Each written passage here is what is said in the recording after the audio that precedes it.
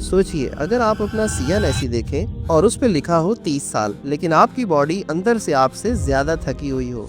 आप सुबह उठते हैं तो एनर्जी कम लगती है, बाल जल्दी सफेद हो रहे हैं, छोटी छोटी बातों पर स्ट्रेस महसूस होता है और कभी कभी ऐसा लगता है जैसे जिस्म आपसे आगे निकल चुका हो।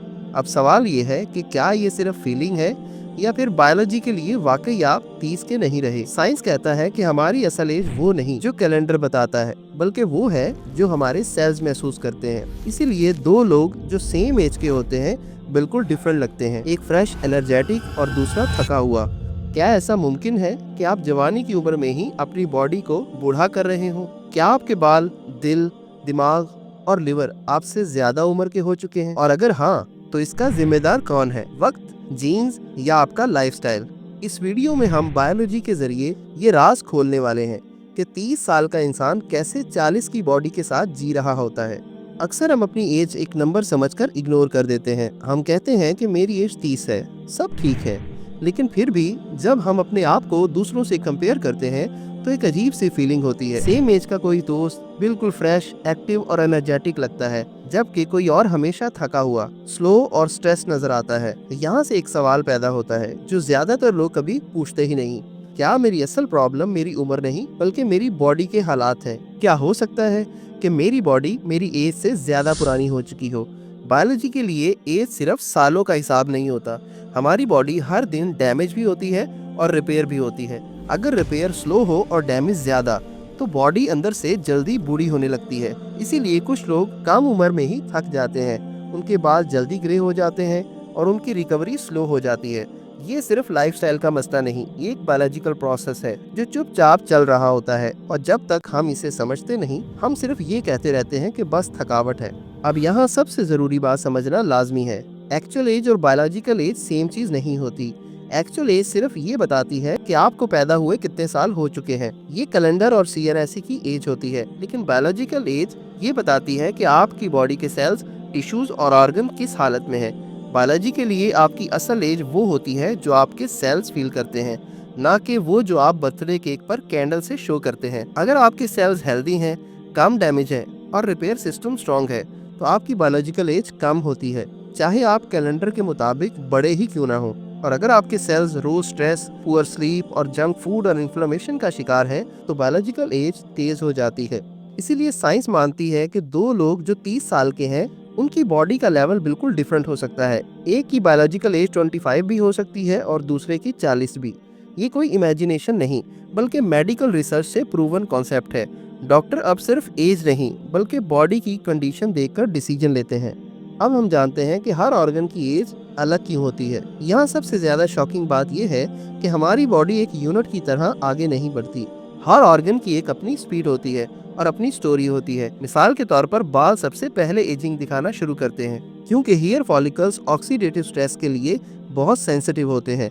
दिल ज्यादातर लाइफस्टाइल पर डिपेंड करता है। स्ट्रेस, लैक ऑफ एक्सरसाइज और पुअर डाइट दिल को जल्दी बूढ़ा बना देते हैं। लिवर टॉक्सिन्स और जंक फूड का बोझ उठाता रहता है। इसीलिए अगर लाइफस्टाइल गलत हो तो लिवर आपसे काफी साल आगे निकल सकता है। दिमाग पर स्लीप और स्ट्रेस का डायरेक्ट असर होता है। क्रोनिक स्ट्रेस दिमाग को अंदर से थका देती है, चाहे आप बाहर से यंग ही क्यों ना हो। इसीलिए ऐसा होता है कि आपका चेहरा यंग लगता है लेकिन एनर्जी नहीं होती, या दिमाग शार्प है लेकिन बॉडी स्लो हो चुकी है। बायोलॉजी के लिए ये बिल्कुल नॉर्मल है क्योंकि हर ऑर्गन का काम, एक्सपोजर और डैमेज लेवल अलग होता है। यानी एक ही जिस्म के अंदर मल्टीपल एजेस चल रही होती हैं। अब हम ये जानते हैं कि बॉडी की एज ज्यादा क्यों बढ़ती है। सबसे पहला और पावरफुल फैक्टर है क्रोनिक स्ट्रेस। जब इंसान लंबे टाइम तक स्ट्रेस में रहता है तो बॉडी कॉर्टिसोल नाम का हार्मोन ज्यादा रिलीज करती है। ये हार्मोन शॉर्ट टर्म में हेल्पफुल होता है लेकिन लॉन्ग टर्म में सेल्स को डैमेज करता है और रिपेयर सिस्टम को स्लो कर देता है। दूसरी बड़ी वजह है नींद की कमी। सोने के दौरान बॉडी अपनी रिपेयरिंग करती है, हार्मोन्स को बैलेंस करती है और दिमाग को रीसेट करती है। जब नींद पूरी नहीं होती तो ये सिस्टम फेल होने लगता है। तीसरा फैक्टर है जंक फूड और प्रोसेस फूड, जो कि इन्फ्लेमेशन पैदा करता है। इन्फ्लेमेशन का मतलब है बॉडी हमेशा फाइट मूड में रहती है, जिससे एजिंग तेज हो जाती है। स्मोकिंग, पोल्यूशन और फिजिकल इनएक्टिविटी फ्री रेडिकल्स को बढ़ाते हैं, जो DNA को डैमेज करते हैं और कैंसर तक को कॉज करते हैं। यानी बॉडी हर रोज थोड़ी थोड़ी बूढ़ी हो जाती है बिना आवाज के। अब हम ये देखते हैं कि हमारे सेल्स कैसे बूढ़े होते हैं। मॉडर्न बायोलॉजी के मुताबिक एजिंग सिर्फ वक्त का नाम नहीं बल्कि सेलुलर डैमेज का नाम है। हमारे क्रोमोसोम्स के लास्ट पर टीलोमेर्स होते हैं जो वक्त के साथ साथ छोटे होते रहते हैं। जब ये बहुत ज्यादा शॉर्ट हो जाते हैं तो सेल रिपेयर की सलाहियत कम हो जाती है। इसके अलावा माइटोकॉन्ड्रिया जो हमारी बॉडी का हमारे सेल्स का पावर हाउस है, ये एनर्जी की फैक्ट्रीज हैं और जब ये कमजोर होने लगती हैं तो सेल डैमेज होने लगते हैं। एपिजेनेटिक्स ये बताती है कि जीन्स खुद नहीं बदलते लेकिन लाइफस्टाइल उन्हें ऑन या ऑफ कर देता है। इसीलिए कोई हेल्दी लाइफस्टाइल के साथ लेट एज तक यंग रहते हैं और कोई जल्दी बूढ़ा लगने लगता है। साइंस अब एजिंग को एक मॉडिफाइबल प्रोसेस मानता है, ना कि सिर्फ किस्मत। अब हम ये जानते हैं कि हम इस प्रोसेस को कैसे स्लो डाउन कर सकते हैं।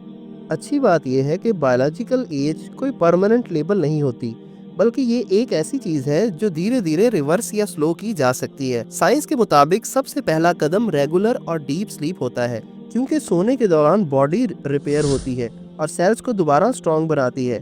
दूसरा फैक्टर है स्ट्रेस कंट्रोल, मेडिटेशन, वॉक या सिर्फ थोड़ी देर फोन से दूर रहना कॉर्टिसोल को कम करता है जो एजिंग का सबसे बड़ा दुश्मन है। तीसरा सिंपल और नेचुरल डाइट, ज्यादा वेजिटेबल्स, फ्रूट्स, प्रोटीन और कम प्रोसेस्ड फूड इन्फ्लेमेशन को कम करता है और सेल्स को रिपेयर करता है। रेगुलर मूवमेंट, चाहे वॉक हो या हल्का वर्कआउट, माइटोकॉन्ड्रिया को एक्टिव रखता है जो बॉडी की एनर्जी और यूथ का सोर्स होते हैं। आप एक दिन अपनी रूटीन को चेंज करके देखें। सुबह उठें, एक्सरसाइज करें, शाम को जॉगिंग करें और खाना कम खाएं। उसके बाद इस वीडियो पर आकर दोबारा आप कमेंट करें, आपका दिन बहुत अच्छा गुजरेगा। इसके अलावा स्मोकिंग से दूरी, क्लीन एयर और पानी का सही इस्तेमाल डीएनए डैमेज को स्लो करता है। सबसे इम्पोर्टेंट बात यह है कि बॉडी हर दिन आपके एक्शंस का जवाब देती है। अगर आप उसे रिपेयर का मौका दें तो वो आपको जवान महसूस करवाना शुरू कर देती है। बायोलॉजी के लिए देर कभी नहीं होती, बेहतर फैसले आज से शुरू होते हैं। आखिर में एक बात याद रखिए, कैलेंडर आपकी एज बताता है लेकिन बायोलॉजी आपकी लाइफस्टाइल का हिसाब रखती है। आपकी बॉडी का फ्यूचर आज के छोटे छोटे फैसलों से तय होता है। सवाल ये नहीं कि आप कितने साल के हो, सवाल ये है कि आपकी बॉडी खुद को कितना जिंदा, स्ट्रॉन्ग और यंग महसूस करती है, क्योंकि असल उम्र वो होती है जो आपके सेल जी रहे हैं, ना कि जो कागज पर लिखी होती है। तो अगर आप यहाँ तक पहुँच गए हैं तो इस वीडियो को लाइक और चैनल को सब्सक्राइब करके जरूर जाइएगा। आपसे मिलते हैं अगली इंटरेस्टिंग वीडियो में।